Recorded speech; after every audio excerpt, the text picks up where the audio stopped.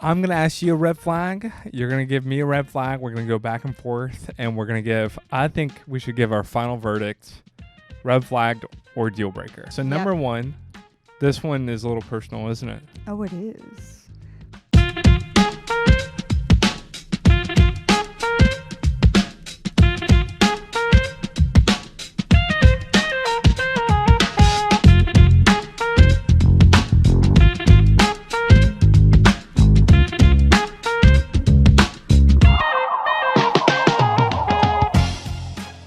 What's up, podcast fam? Hey guys, it's Kait and JJ. And today, we're not quite done with this season on red flags. Today, we want to cover a bunch of the remaining red flags that you guys wrote in and voted on.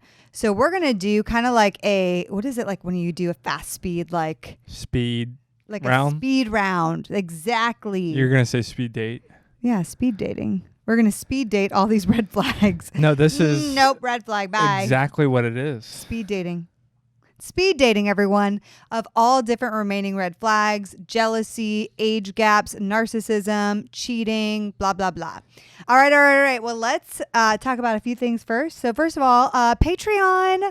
You guys, we just launched a bonus episode. It's been a hot topic. We psychoanalyzed Love is Blind Season 5, which was an absolute train wreck of a season.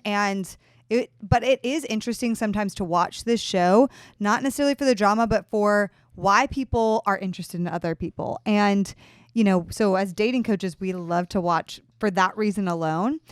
But if you want to join our Patreon community and just support this podcast, get episodes like that, hang out with us once a month because we do a Zoom hang, get access to all of the Heart of Dating Conference 2023 content, plus every single masterclass we did in our previous program, the Singles Academy. Join us on Patreon, patreon.com/heartofdating. Babe, what number are we trying to get to? Well, we just passed 100. Yeah, we did. Yeah. But this is what happened. So we actually now have followers on Patreon. So we don't have 100 paid members. We have 100 patrons plus free members and followers. So even if you just want to follow us on Patreon, we want to welcome you to do that because now you can do that for free and you can get a few fun bonus things. But if you do want to financially support us, that would mean a lot. It starts at $5 a month. I also want to quickly shout out our YouTube channel because, hey, we've been working hard on this thing. And we are about to launch into some new strategies on there. And it's just so exciting. So if you would go and check us out on Heart of Dating on YouTube. And if you would follow us, maybe look at a recent video, which is a recent podcast, that would be awesome. I'm just going to read a comment we recently got, which was so cool. This woman said, "Wow. The parallels of our stories are almost on point. So glad you're sharing this because I could never understand why it kept going back. Glad we both found our way out. This episode has been very therapeutic, even though the abuse was many years ago in the past. Thank you for your story, Kait. It helped me so much, and I'm sure it will help others as well." This is about the episode I did solo on emotional abuse a few weeks ago. So thank you to our YouTube friends, and thank you for the comments. Keep them coming. We love YouTube. All right, guys. Last announcement is that this is the last week, isn't it, babe? For HODC, early bird. Right. Clarify. Yeah, you can still buy tickets after this, but it's going to be higher price. Why would you want to do that? Why would you? I don't know. Why don't you tell them what's at HODC? Well, we got Kait and I. We got Mia Fields. Oh, yeah. We got Jamal and Natasha Miller. Uh-huh. No, the only thing I'll say about conference is this. You guys spoke and we listened. And we also asked ourselves, like, when we go to a conference, do we like just to hear keynote? No. No. We're making this conference interactive. It's going to be different. There's going to be times to meet singles, do breakouts. You're going to hear from people just like yourself. We're going to do Q&As and panels. And of course, we're going to have epic Holy Spirit-led worship. And we can't predict what the Holy Spirit will do, but last year was absolutely incredible. Mm-hmm. Oh, and do you want to tell them about our singles party? You got it. Oh my gosh. It's disco cowboy theme, right in time for New Year's. And if you buy an in-person ticket, you get to come in person as a part of your ticket that Saturday night, the 30th. online tickets, which yes, we offer online tickets, you're going to get a virtual Disco Cowboy singles party. It's going to be so fun. You guys, we are planning it now and we're going all out. Line dancing, karaoke, potential hat making. Like there's going to be so many cool things. So go to heartofdating.com/HODC. Early bird tickets end October 31st. And I would snag your in-person ticket because last year we sold out, y'all. So don't miss it. Last thing, hey, we have free resources all over our website. And so if you go to heartofdating.com/resource/show interest, you can download one of our most popular guides, which is the How to Show Interest Guide. You're crushing on somebody? You want to know to drop that hanky? Guys, you want to know to ask a girl out? Download this free guide. It's like our #1 downloaded guide. All right, babe, you ready to get into today? Let's go. Okay, what are we doing? So I'm going to ask you a red flag. You're going to give me a red flag. We're going to go back and forth, and we're going to I think we should give our final verdict, red flag or deal breaker. Okay. But what if and why our definition, it could be a red flag, but you just need more information, or it could be a red flag that actually might be a deal breaker. Right. And we can clarify, obviously, these are all deeply personal to a degree. Yep. But if we had to give our verdict, we were your dating coach, and we just listened to you talk about this, and we had to prompt you, which we don't really do. Yep. We'd rather ask you questions and let you come to your own decision. This is what we would say. So number one, this one is a little personal, isn't it? Oh, it is. Give it to us. Give it to us or you? Give it to me. Okay. Shoot. Okay. Well, there's a big age gap. And we'll go by the rule of thumb, which is divide your age by 2 and add 7. Is that the number? I've never heard this before in my Whoa, life. you've never heard this rule of thumb? Nope. For age limits, the rule of thumb I always heard was divide your age by 2 and then add 7. Okay, interesting. So are you at liberty to give your age on this? Yeah, I'm 34. Okay. Whoa, I love it. No shame. No. So this would say 34 divided by 2.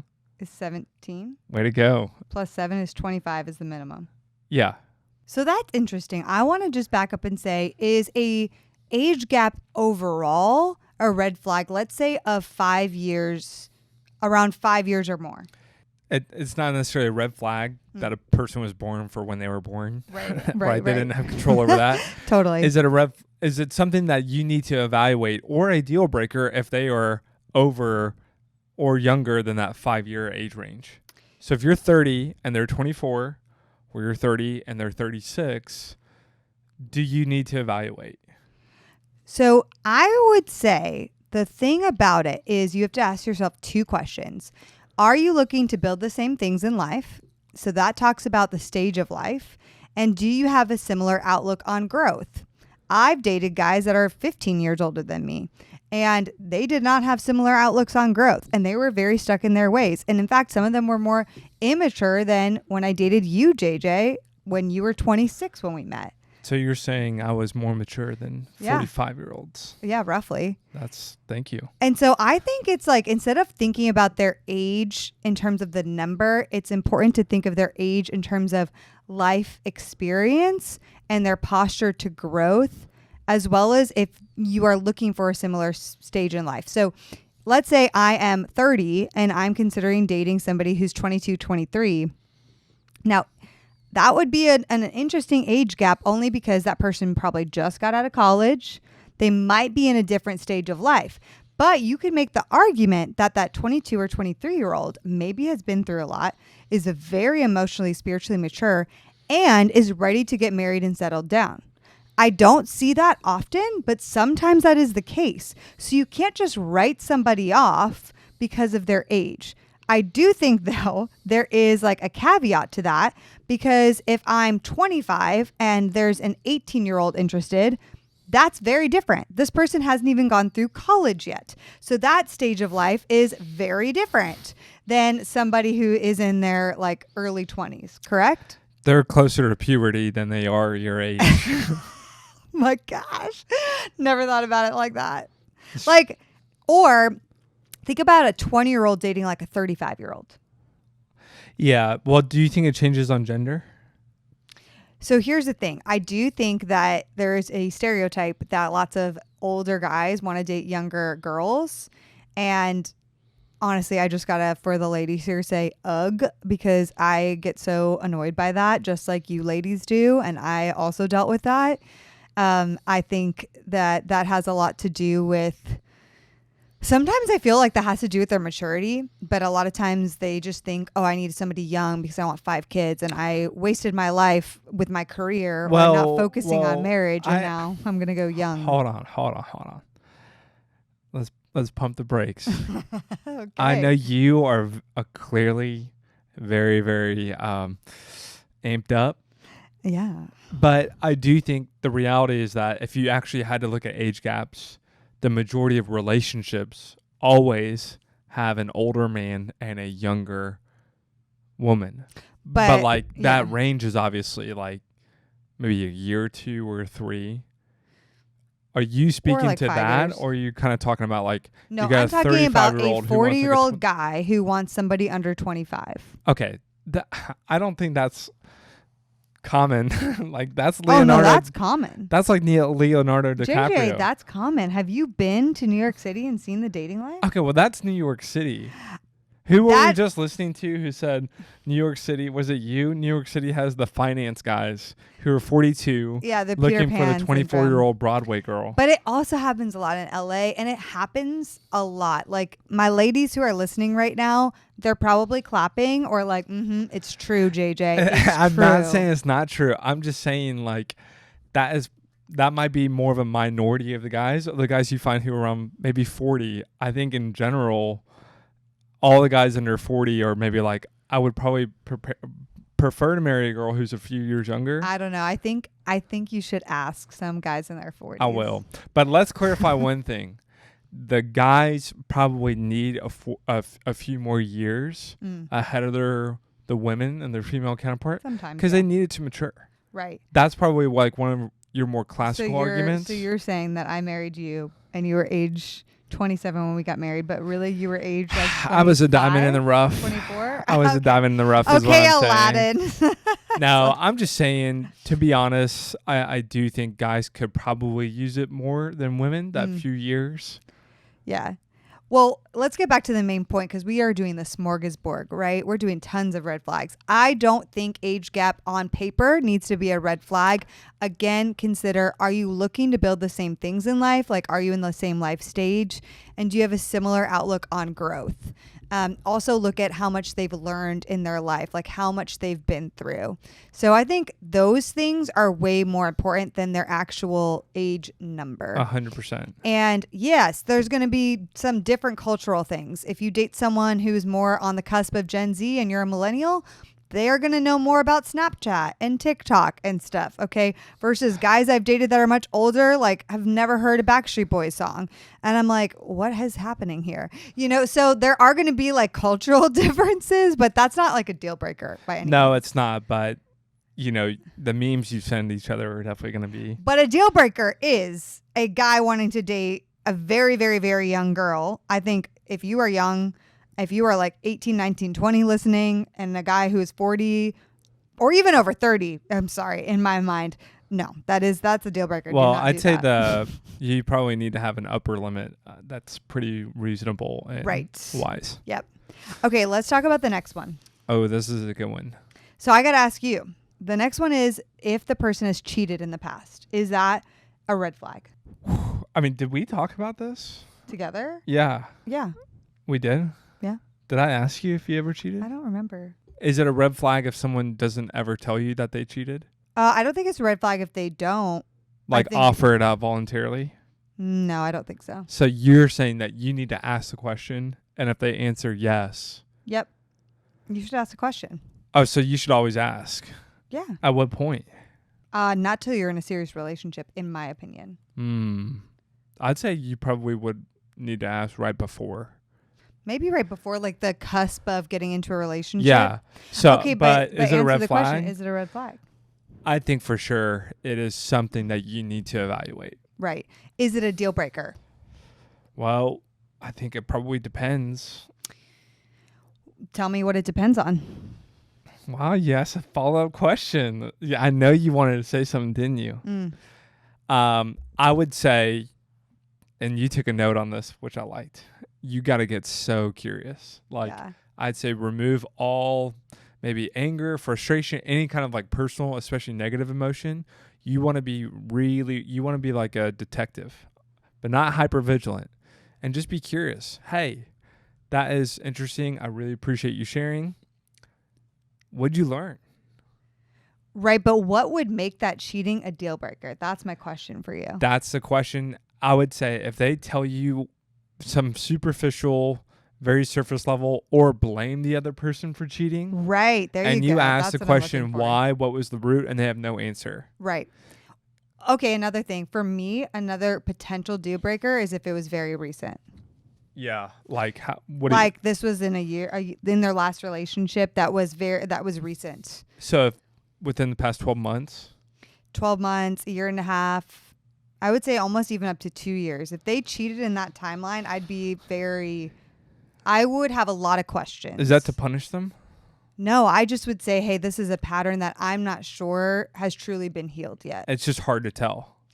Yeah. No one wants to be the first one to to test it out, right? I mean, yeah. And so but now. I do like that answer, though. Mm-hmm. Sorry to cut you off.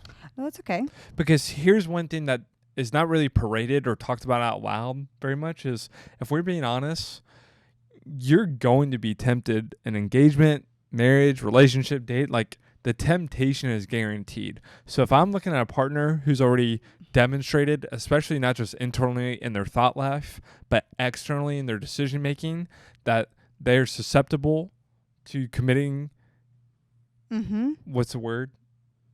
Adultery? Well, but in cheating? Relationship, it's committing, if they've cheated. Yeah, if they've committed a cheating, then I'm concerned, because that for me is like, okay, something is very much off in the foundation. Right. And we all make mistakes. Absolutely. And right. The definition of being a Christian is saying, I've made mistakes too. Jesus covers me. Which is why I think it's important, because a lot of people hear the word cheating and they're like, if they've cheated at all, deal breaker, goodbye.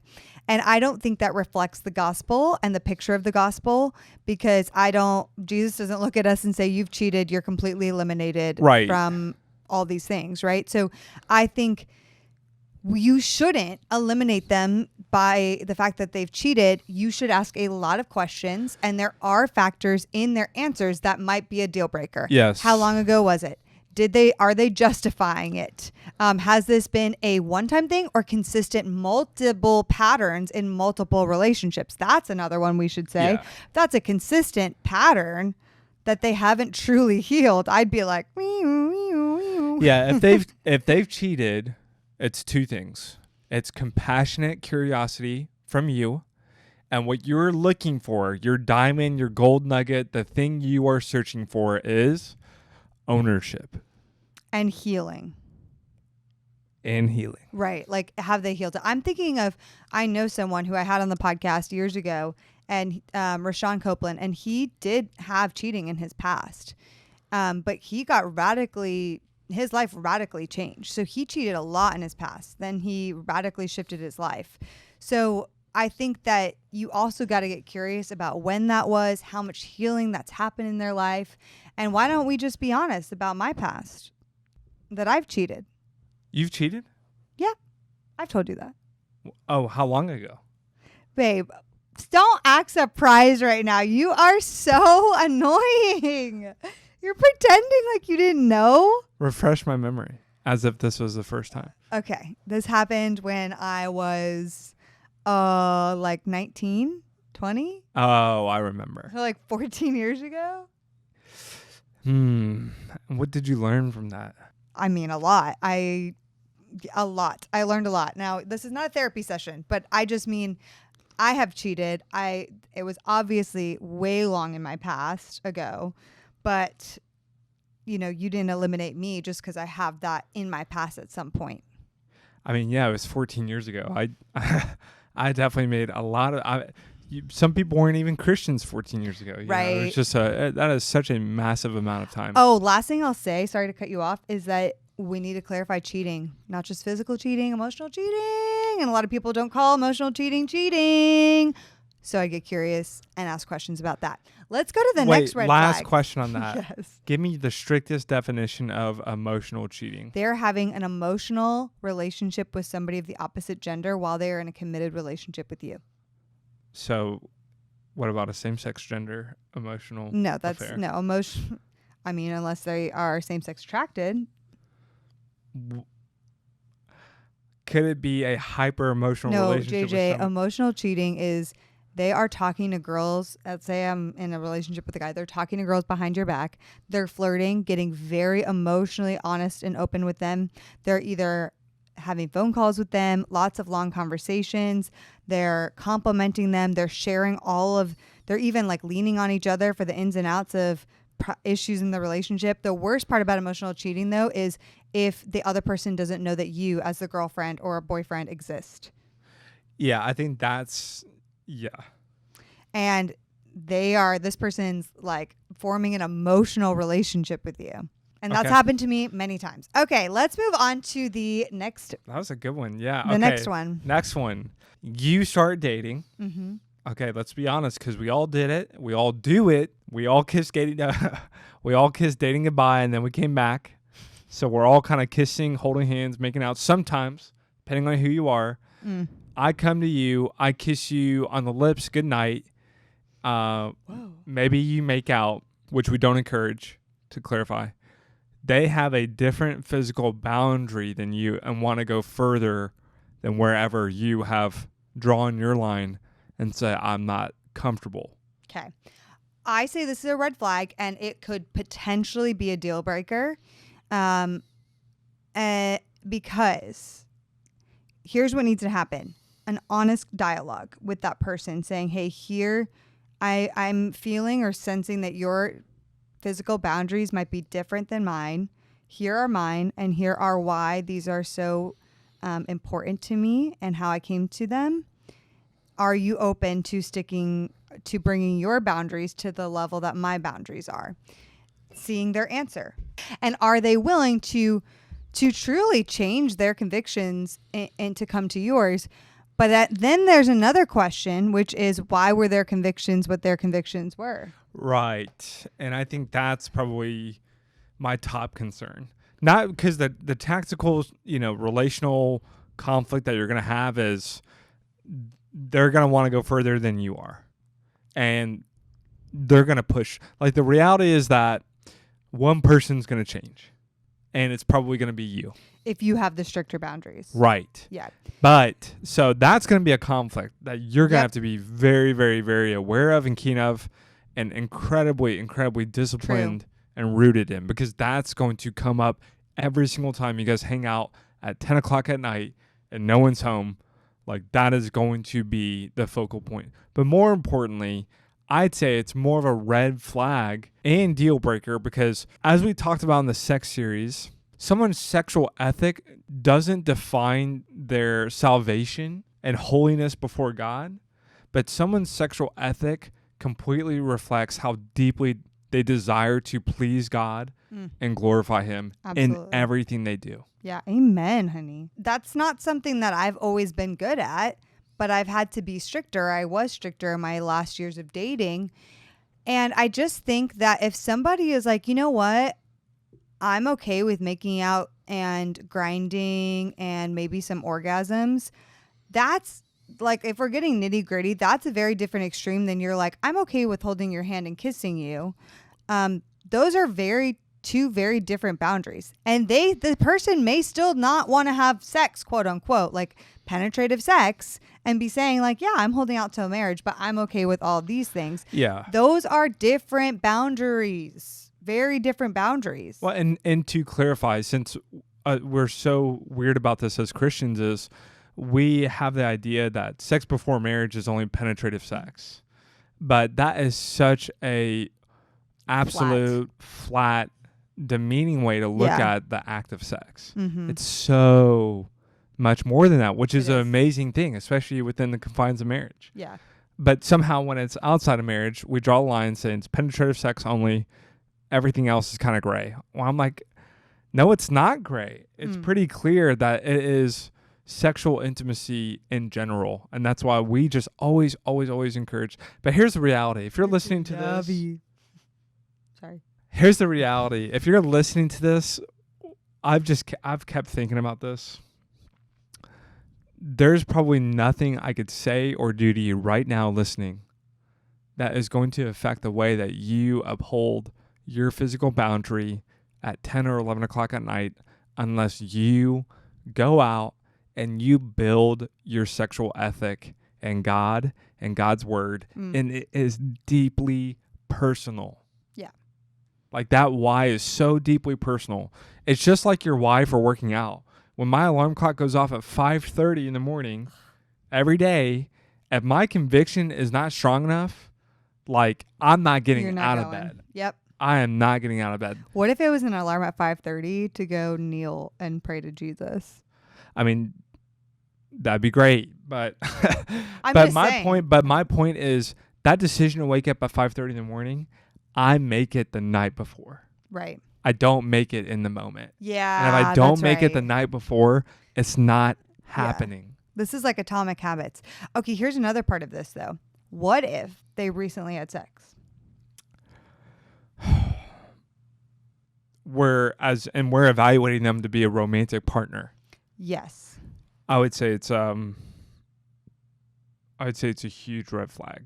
Yeah. And depending on how recently, I'd say it's probably a deal breaker. And that's not because of any judgment. I can't judge them. I don't have authority to judge them. It is just saying I would severely question their spiritual maturity in the way that they are running their life. Yeah. I would say too, it's like if they couldn't hold it then and it was just 6 months ago or 3 months ago or whatever, then how are they, and now they're saying they want stricter boundaries.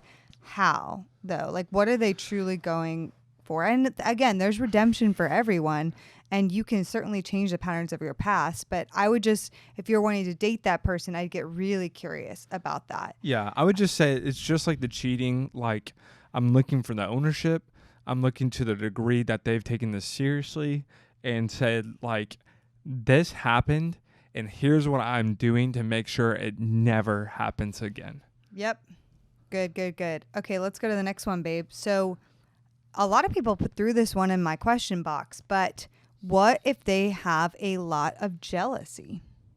Is that a red flag? They have a lot of jealousy. I'd say it's a big red flag. Really? Oh, yeah. Because that for me is signaling that, being jealous in itself is, I can see why they feel that way. But for me, when you say jealous, it is like it's a huge red flag of, okay, there's major insecurity that has not been dealt with.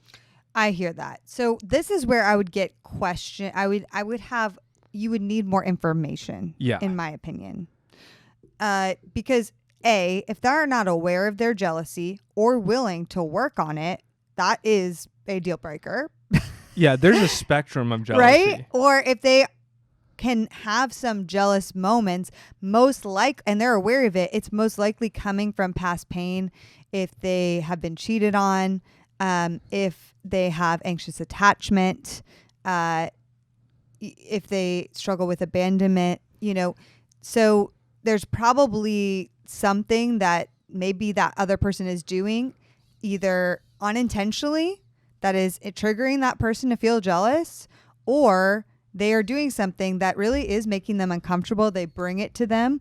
Like, let's say having an opposite sex friends, our last episode, and I'm bringing that up to you and I'm noticing you are messaging this friend of yours that's a girl more consistently than you talk to me.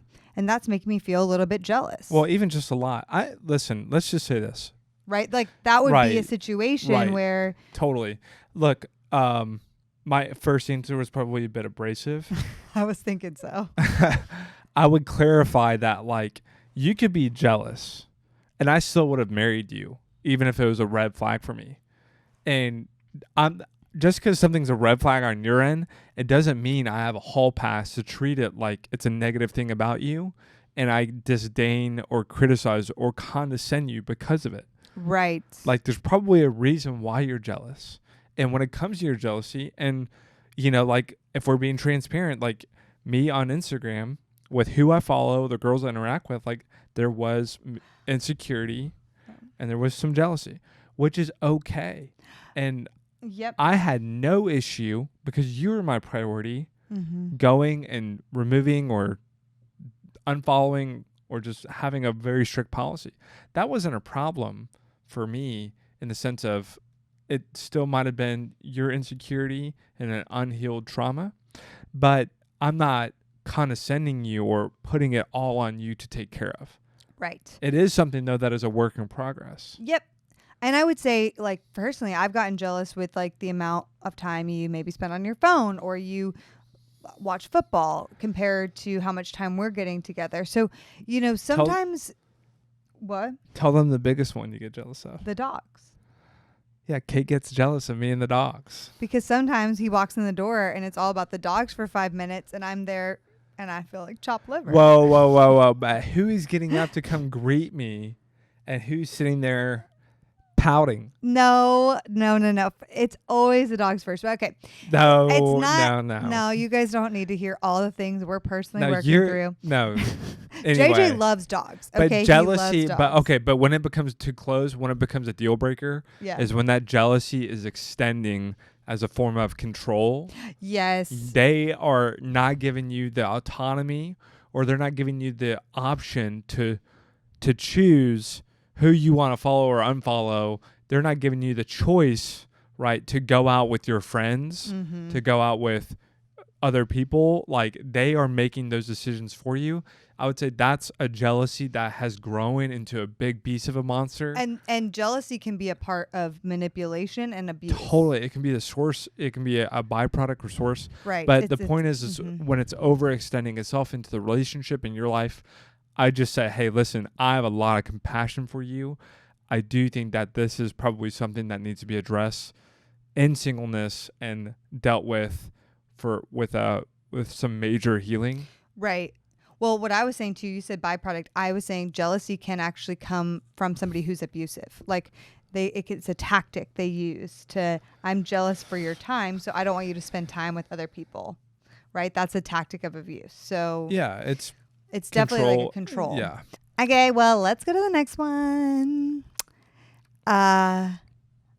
You're dating someone and you start seeing that they have some narcissistic tendencies, and now you're not sure if they're a narcissist. Is that a red flag? Okay, they have narcissistic tendencies. Oh, yeah, I have a lot to say on this, but I'm asking you the question, so I'll allow you to go first. Okay, I love that. Thank you. Mm-hmm. That's very hard for you, isn't it? Mm-hmm. Could you repeat or reframe the question? If you are dating someone and you start seeing, oh, this looks like a bit of narcissism, is that a red flag? Okay, well, let's just knock out the big one first. This is the most overused, overhyped, underappreciated. Oh no, what's the word? Not underappreciated, but misunderstood word. Yes, It's misunderstood and misused and overused. Yes, 100%. Everything is a narcissist now. Everybody's My dog's a narcissist right? now, right? Just like everyone started using the word gaslighting, now it's like everyone's a narcissist. Oh, he's just a narcissist. He says one like almost selfishly prideful comment and now he's a narcissist. Yeah, it is. Oh my gosh. Toxic, gaslighting, narcissism. I wish we could delete them from our vocabulary and we could be scattered to the ends of the earth to find new words. Rephrase. I'm glad people have awareness, but I don't think they have the right awareness. They're taking like a small definition and applying it when, for example, narcissism is so complex. Right. It is an incredibly complex mental issue. And there is this spectrum of narcissism. Can I talk about my 3 kinds of narcissism? That this is not clinical, okay? But this is my definition of 3 kinds of narcissism. Okay. So this is the cow psychologist Kait Yes. and her definition. People who are on occasion really selfish and think of themselves like they are kind of in their own world, almost like that main character energy. This is on occasion. They have main character energy. That is somebody who has some narcissistic tendencies on occasion, which I venture to say almost every human person does. What? Have a level of some narcissistic tendencies. If we're defining narcissism as like somebody who has a mental issue where they are consistently thinking only of themselves, right? If we just define it something like that, like every person has a level of really selfish, almost every person has a level of on occasion narcissistic tendencies. That's my opinion. Not me. Okay. See, there you go. That's a narcissist. I'm probably the most selfless person I know. See, that's exactly what a narcissist would say. How? I'm just looking at myself and just realizing how selfless and others minded I am. Yeah, exactly. Because you're so amazing and you never see a flaw in yourself. Yeah, I mean, I am very humble. Oh my gosh, this is reminding me of that video Haley sent us. Okay, so the second is somebody who has consistent narcissistic tendencies. It is like very second nature. They have a lot of narcissistic tendencies and it's very consistent. I can think of somebody right off the top of my head. Who? I can't say. But they have very consistent narcissistic tendencies. And it is just, okay, that's very clear. Now, that is different, though. And that's on the low spectrum of narcissists. That is a low spectrum or somebody with narcissistic tendencies, which is different from somebody who is genuinely a severe, like clinically narcissistic, okay? Somebody who is, I mean, this is an actual, they have been diagnosed. If they went to some kind of psychologist, they would be diagnosed as a real, true narcissist. And there are a lot of narcissists walking around the world, don't get me wrong, but we are classifying any person who has a selfish moment as a narcissist. And I just think that, okay, then you can almost say that every human being is a narcissist in some capacity. Narcissists very rarely can take ownership or change. They are very much in their own world, cannot see it any other way, and they just live in their own virtual reality without any real concept of what's actually happening. They're usually, though, very driven by shame. Narcissists are actually have deep, deep, deep shame. But anyway, I'm not going to go into the whole psychoanalysis of narcissists because I think that could be like a whole different episode. But I think, yes, narcissism is a red flag, but everyone needs to stop classifying somebody immediately as a narcissist. It's just wrong. I agree. Do you have any more thoughts on that? I don't know. Am I allowed to? No, I'm kidding. Mr. Perfect over there. Do you have anything to chime in? Well, I have a question. Yeah. Are you born with narcissism or can it be developed through trauma? Oh, I think narcissism is developed through trauma. Always? I don't know the entire ins and outs of, I don't know everything about narcissism. So I haven't studied it quite enough to that point to know like how it begins and if it's prescriptive. So is there, by that definition then, is there actually empathy and compassion for a narcissist? Absolutely. But should you marry a narcissist just because you have empathy and compassion for them? No, that's not what I'm saying. I'm talking about when you're evaluating it, because we're pushing them away like a 10-foot. Sorry, we're pushing them away like a leper. I think every one of these things, even if they cheated, I would have compassion because there's Right, probably some but kind of pain. Specifically narcissists, though. Yeah. They get the label. They get the stiff arm. You know what's funny about narcissists, though? What? Number one, they call other people narcissists more than anybody else. And number two, narcissists hate true narcissists or people who have severely narcissistic tendencies. They hate being around other narcissists. Right, because they're competing for the center of attention. They cannot stand them. Right. Absolutely. But that's where I think, yes, dating a narcissist is a red flag, but please don't label every person that has a narcissistic or selfish moment as a narcissist. Yeah. Okay. And we don't have time to go into the ins and outs of like everything with narcissism. But if you're someone who freely uses that word, doesn't really know much about somebody and labels them as a narcissist, that isn't fair. And that's where I just want to challenge you. Like, we're overusing that word and incorrectly using it. And somebody might just genuinely have a selfish moment. Okay. So they have a selfish moment. They can have grace for that. But if they come back and own it and actually make change from that, that's not necessarily a narcissist. Okay. Yeah. Listen, if you've ever been around a true narcissist, yes, then you are very hesitant to ever use that word to describe anybody else because of the weight it carries. Exactly. It is a big deal because it is a mental disorder. Yes. And when you are around that or you've been damaged by a severely narcissistic person, there is nothing else that almost compares to that experience in some ways. So I would just say, out of respect to probably the mental condition and people who actually do suffer from it and the victims of people who've been around it, just find another word, be much more gracious with using that title and label. And I would definitely say under no condition ever go into a relationship with someone who is very consistently or severely narcissistic. Okay, you ready? This is a good one. You're in the Bible Belt and you're dating someone and they're honestly, without judging them, you experience them as being pretty judgmental or like holier than thou to Christian. Yep. Like they almost make you feel guilty, but not in a good way.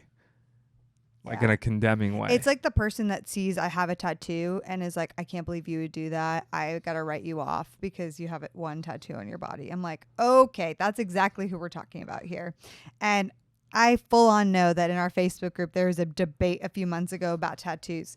And I got to admit, I love our Facebook group, but we've had to get super rigid the last year because this what we're talking about here happens way too much. Whoa. So is it a red flag that you guys are very rigid about your policy now? No, this is our group. It's our group. We own the group. So we're allowed to be rigid, but they're not. Because it's our group. Absolutely. Okay. I'm just messing with you. But I agree. I think, listen, and the way that someone comes off, let's just put it this way.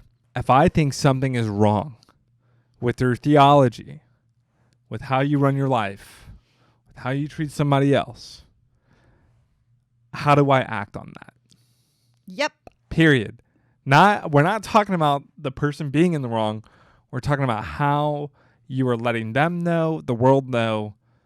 If you let anybody know that they're wrong, how are you doing that? And if you are not leading with curiosity, genuine curiosity, I would say that is immediately where you're in the wrong. Probably. Like, I'm just going to sit here and judge them or just silently judge them and completely eliminate them. Or I'm going to judge them and verbally try to tell them that they are so wrong without asking questions, getting curious, without an agenda behind my curiosity. Well, leading with an accusation, when has that ever gone well? Doesn't. But more importantly, when you lead with an accusation, it's not about the other person. It's actually about you. Can we give some other specific examples of this, like, almost quote too Christian, righteous? I think the virginity thing is a big one. Oh, virginity. Absolutely. You're not a virgin. I'm so sorry. Eliminate. I always imagine I would be marrying a virgin. Oh my gosh. Can I say another one? Yeah. Sorry. Yeah. Go ahead. Vaccines. We recently had a post in our Facebook group that we took down. And I'm like, they're like, is this a deal breaker? And they're like, absolutely, because if somebody did a vaccine, that means they're clearly brainwashed. And then people are like, absolutely, if they did not do a vaccine, it's because they're clearly brainwashed. And I'm like, oh my gosh, I'm sorry. There's people listening to this and that's you. But wow, like we see things so black and white. Well, it's so more like black and white. It's more like there's definitely we've lost an ability to hold things in tension and say, okay, that might be good for you and what you believe. I disagree, but that doesn't mean we have to lose unity. Right. And more importantly, I could see how a vaccine conversation for raising a kid together and how you want to run your family could be very challenging. Right. But this was about if they got the COVID vaccine. Yeah. Would it I'd be say a like, deal breaker? at this point with the COVID vaccine, you're kind of arguing about a flu shot is the equivalent of what we're talking about. We don't talk about anything, and that's become so politicized, and we don't do that here. But like, I'm just saying, if your immediate response is, oh, you did that or you didn't do that, eliminate. Right. Like, okay, like without getting curious. And then we're going to get into politics in just a second. But like, that's a thing with politics too. We're like immediately, oh, that's your belief? Eliminate. So, tattoos, virginity, there's what other ones? Oh, if they've been divorced, eliminate.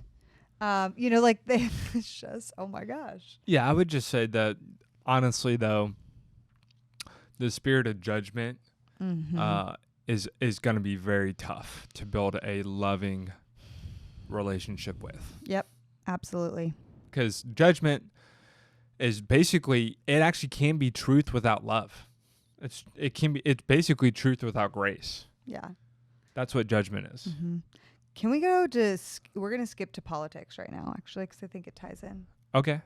Because if somebody is obsessed with politics, and with the caveat, they do not work in politics, okay? They do not work in politics, but they are obsessed with politics. Is it a red flag to you? Well, what's the difference between the working person and the person who's not working? Well, that person is probably way more like passionate about it because they're working in it every single day. Are you not allowed to be passionate about it if you don't work in politics? I'm just saying, if you're working, okay, it's more of a deal. Like if I'm a Republican and I work in Republican politics, there's probably, I probably more likely want to be with somebody with a similar value because this is something I do all of the time. Oh, and professionally speaking. Professionally speaking. It is a big part of your life. Right. So that's where, but people who don't work in politics are like, if they're this or if they are in the middle, they're gone, And so, and it's all they can talk about in conversations. Yeah. Listen, let's be honest. I think we all kind of know who we're talking about here. It's our, baby boomer or but they're right. millennials out there too. Like there are a lot of people around us who care deeply about politics. And I'm not about to shame someone for being passionate about something. I just think for me it is a major red flag when the politics and their beliefs have become their top priority and their top identity. Yeah, as Christians who live on an eternal perspective, who've been radically changed by Jesus, I think the natural byproduct of that is your top priority is the kingdom of God. Yep. And your second to that is your top identity is found in one thing, which is Christ. Yeah, absolutely. You're not an American first. You're not a Republican first. Your life where you give your money and your time is to the church and the kingdom first. And you're then Christian first. Right, exactly. Because a follower of Jesus. Yeah. First. And listen, like I think people forget. We're gonna do a whole episode on this. I don't think people understand what was going down when the gospel came to the world. Right. That the empire that they lived in that was hunting them down, killing them. Yep. I just read about Nero. People talk about our country's gone, this generation. Listen to me. I was just reading about Nero this morning. the emperor, right in the 1st century after Christ. He had sex slaves that were children, castrated one of them who was a boy, and married him. Oh my gosh. That was the kind of culture and government that the gospel in the first church was surrounded by. Right. What was their priority? Was it to overthrow the Roman Empire, which is, by the way, what every Jew, even the disciples, which is what they wanted? They lived in one of the times where you wish and could even see God overthrowing or God stepping in, but he didn't, because that wasn't the priority. Yeah. Wasn't the most important thing. So as Americans, we can be grateful for the time and place and the government we live in. And I do think there's people who are called vocationally to work within government, but let's not ever get it twisted. Like, the priority is kingdom, kingdom, kingdom, kingdom, infinite, sovereign, massive, holy, incredible gap. Yeah. And then maybe politics. What I will say, that was very well said. Obsessed with politics and pushing politics and politics as a conversation starter early in dating is a red flag for me. And it's because, I learned through the time of COVID that is a very sensitive topic. That was a very sensitive topic that year. It's about to be this next year.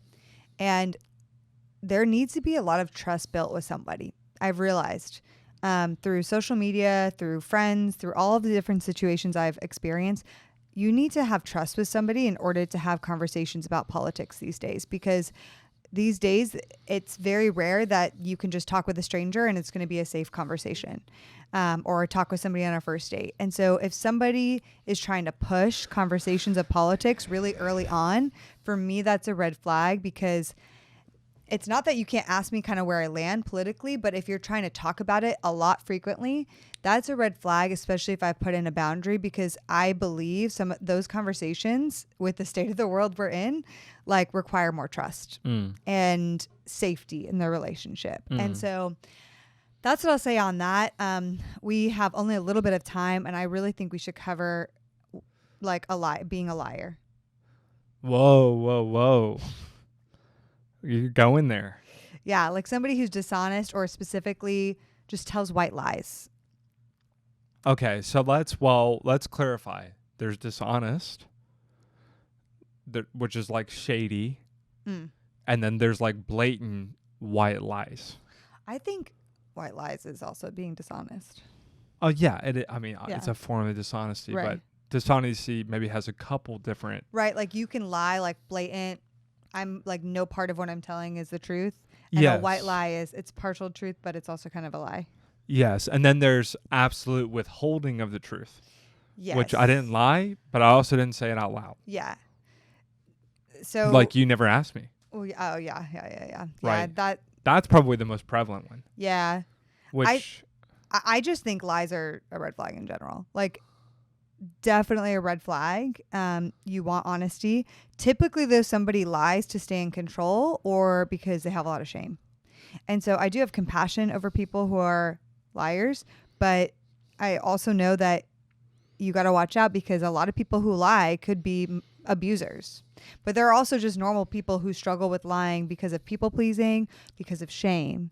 And they are telling white lies like why I can't come to this party tonight or this event tonight, or why I had to cancel the date. And it's like they really had something come up, but they're like kind of making it seem better than it is. And so that they're not seen in such poor light. Yeah. So it's a white lie. Listen, when Jesus in the Sermon on the Mount talks about let your yes be a yes and your no be a no, what he actually means is let your yes be so much of a yes and full of truth that it's not even a question that you are withholding truth. Meaning you are telling the blunt truth with no partiality. Yes. No withholding. You are so clear and truthful and honest that your yes is fully a yes. I agree. Can I give a caveat, though, situation? Sure. Interesting. I thought you just said lies are a red flag. No, But now you're about to give me a whole pass. No. With withholding, I think there is a time and place for withholding the breadth of information. Okay, so in School of Dating, we teach about circle boundaries, and for example, like somebody who that I've deemed as not a safe person, or somebody I have not built trust with, either they've disearned my trust because they're unhealthy, or I haven't built trust with them yet. If they ask me about the breadth of an abusive relationship I've been in, or the full relationship with somebody in my family, I'm going to say it's okay, and maybe it's okay, or it's better today, and not tell them, like with a family member, I'm giving the example, it's okay or it's better today, but I'm not going to go into the ins and outs of how horribly traumatic and all those details. So I'm withholding a lot of information out of a boundary. Okay, this is a good question. But I'm not lying. So you're saying not going to breadth and specifics of information, but just leaving it as an answer. It's in the intention, right? Because the intention of me doing that is for safety of myself and safety of trust with this person. So, but can you be a little bit more clear, like on example? Yeah, a guy who I'm going on a date with reads in my book that I was in an abusive relationship and wants to know all the details, and it's a second date. I am not going to reveal that information. Yeah, but I'm going to withhold it. But you don't have to lie. You're not lying right, if you say, that's what I'm saying. Thank you for the question. I prefer not to answer. Right. I think withholding of truth can sometimes be murky when you say that, because of withholding of information versus, I guess, withholding of truth. Correct? Yeah, it's like we all know what we're talking about. Hey, Yeah. JJ, did you do what I asked you in the whole list? And I say, yeah, I did, blah, blah, blah, blah, blah. And I withhold that last chore that I didn't do. And I'm hoping that you you're only like, half did two of the things. Yeah. And So I'm you hoping did that it. like you don't double check or you ask about that one. Like, But that's a white lie. hey, JJ, like, are you talking to this girl behind my back? And it's like, no, I'm not talking to her behind your back. But I'm like, but I kind of am. Right. Like we're commenting on each other's Instagram photos. Or we DM on occasion. Yeah. It's like, yeah, I'm not talking to her, Kate. I think the whole point of this is like you want somebody to be very forthcoming. Yeah. Just very, very clearly honest that you don't have to gas or ass. Like you don't have to get your magnifying glass out and ask 2 or 3 or 4 clarifying questions because you think that they're withholding something. Yes. Right. That's a big deal. And oh, sorry, go ahead. Well, listen. For this one, I have something to say to wrap up. Okay. Play the Rocky theme music because I'm about to drop something. That's not it. No, that's Bad to the Bone. Bad to the Dun, dun. No. Okay, thank you. So I just wanted to say something. I've actually been very convicted as what I would say a career corner cutter in my life. I'm not going to talk about when I developed this habit or who I'm copying. I'm not making excuses. I'm taking full ownership. And I want to specifically apologize to all my golf buddies because you all knew it. This is not new information, but I'm showing you I'm a new man. Your golf buddies, but not your wife? Well, I've cheated on them. I've cheated against them. To my golf buddies, I am sorry because I have been dishonest. I have cut corners. We can argue about, I was playing really badly and it didn't even matter, okay? That's a separate conversation. But to my golf buddies, I'm just going to be honest. I've cheated. I've found balls that weren't there. I brought an extra one with me in my pocket. You know what I'm talking about because you've done it too. Hey. But this has been very convicting for me because the way that you handle the little things in your life, the little things where no one's looking, I think for me speak volumes about how you handle everything in life.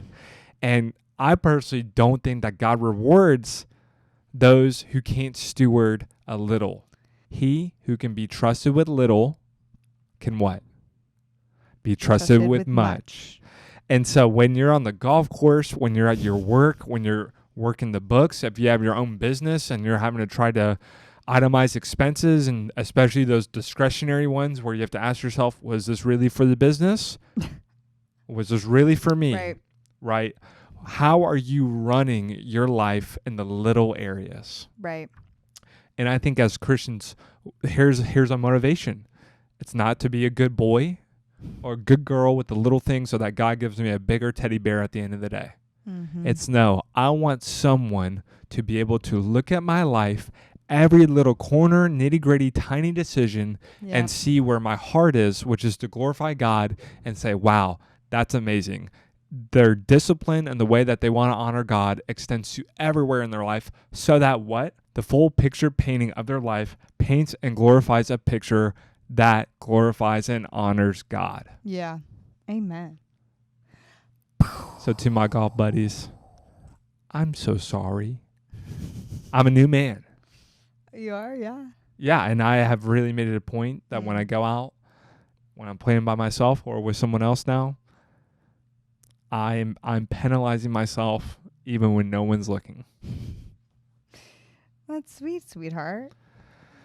Well, this was a great episode, you guys. Flew through a bunch of them. And I think we may have one more episode for you guys in this season, but thanks for being here. We love y'all so much. Wait, can I ask you a question to end on? What? What's the last thing you've lied about? I'm a horrible liar.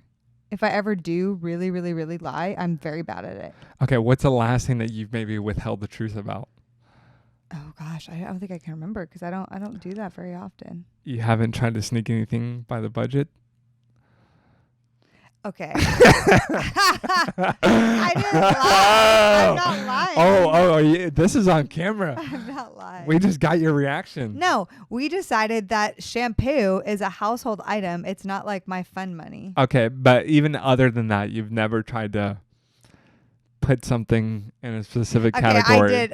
Oh. Here's what I did. This is not a lie. I sold something on OfferUp. And they gave us, it was $250, and they gave Venmo $200, which I put in our personal account, checking account. And then the guy handed me $50. And guess what? I kept that $50. And didn't tell me. No, I did tell you. Oh, after I caught you. But no, you didn't catch me. Yes, I asked. Offered the information. I asked. No, I had to ask you. Well, I didn't. How much they hadn't paid. Even used it yet. It doesn't matter. See, you're trying to justify it, and that's what we do. That's what we do. You don't have to teach a little kid how to justify. I'm like, yay! I get more fun money. Yeah, hidden fun money. So that's exactly it. Trust with the little things, honey. How's God gonna give you $5 million if you can't handle the 50? Thank you honor. for that call out, sweetheart. It's so kind of you. Hey, this is a Joel Osteen sermon right now. You handle that 50, then God's gonna multiply it by tenfold. Okay, guys, that's how it works. I'm sorry, Dave Ramsey. I'm not the best at the budget. Okay? I'm so pumped we got that on. I'm gonna go to bed and just listen to that.